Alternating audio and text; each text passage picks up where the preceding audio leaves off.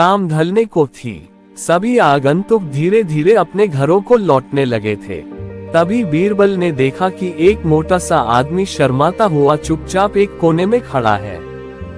बीरबल उसके निकट आता हुआ बोला, लगता है तुम कुछ कहना चाहते हो।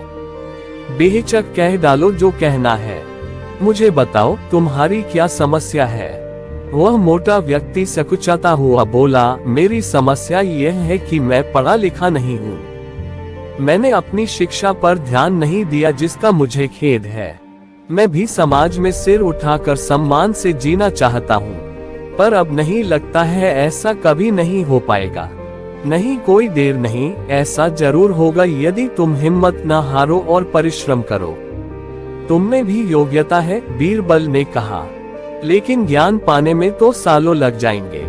मोटे आदमी ने कहा, मैं इतना इंतजार नहीं कर सकता। मैं तो ये जानना चाहता हूँ कि क्या कोई ऐसा तरीका है कि चुटकी बजाते ही प्रसिद्धि मिल जाए।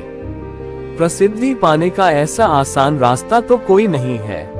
बीरबल बोला, यदि तुम वास्तव में योग्य और प्रसिद्ध कहलवाना चाहते हो तो मेहनत तो करनी ही होगी, वह भी कुछ समय के लिए। ये सुनकर मोटा आदमी सोच में डूब गया। नहीं, मुझ में इतना धैर्य नहीं है। मोटे आदमी ने कहा, मैं तो तुरंत ही प्रसिद्धि पाकर पंडित जी कहलवाना चाहता हूँ। ठीक है, बीरबल बोला, इसके लिए तो एक ही उपाय है। कल तुम बाजार में जाकर खड़े हो जाना। मेरे भेजे आदमी वहाँ होंगे जो तुम्हें पंडित जी कहकर पुकारेंगे। वे बार बार जोर जोर से ऐसा कहेंगे। इससे दूसरे लोगों का ध्यान इस ओर जाएगा, वे भी तुम्हें पंडित जी कहना शुरू कर देंगे। ऐसा होना स्वाभाविक भी है, लेकिन हमारा नाटक तभी सफल होगा जब तुम गुस्सा दिखाते हुए उन पर पत्थर फेंकने लगोगे या हाथ में लाठी लेकर उनको दौड़ाना होगा तुम्हें। लेकिन सतर्क रहना, गुस्से का सिर्फ दिखावा भर करना है तुम्हें। किसी को चोट नहीं पहुंचनी चाहिए। उस समय तो वह मोटा आदमी कुछ समझ नहीं पाया और घर लौट गया। अगली सुबह वह मोटा आदमी बीरबल के कहेनुसार व्यस्त बाजार में जाकर खड़ा हो गया। तभी बीरबल के भेजे आदमी वहां आ पहुंचे और तेज स्वर में कहने लगे, पंडित जी, पंडित जी, पंडित जी। मोटे आदमी ने ये सुन अपनी लाठी उठाए और भाग पड़ा उन आदमियों के पीछे, जैसे सच ही में पिटाई कर देगा। बीरबल के भेजे आदमी वहां से भाग निकले, लेकिन पंडित जी का राग अलापना उन्होंने नहीं छोड़ा। कुछ ही देर बाद आवारा लड़कों का वहां घूमता समूह पंडित जी चिल्लाता हुआ उस मोटे आदमी के पास आ धमका। बड़ा मजेदार दृश्य उपस्थित हो गया था। मोटा आदमी लोगों के पीछे दौड़ रहा था और लोग पंडित जी कहते हुए नाच गाकर चिल्ला रहे थे। अब मोटा आदमी पंडित जी के नाम से प्रसिद्ध हो गया। जब भी लोग उसे देखते तो पंडित जी कहकर ही संबोधित करते। अपनी ओर से तो लोग ये कहकर उसका मजाक उड़ाते थे कि वह उन पर पत्थर फेंकेगा या लाठी लेकर उनके पीछे दौड़ेगा। लेकिन उन्हें क्या पता था कि मोटा तो चाहता ही यही था।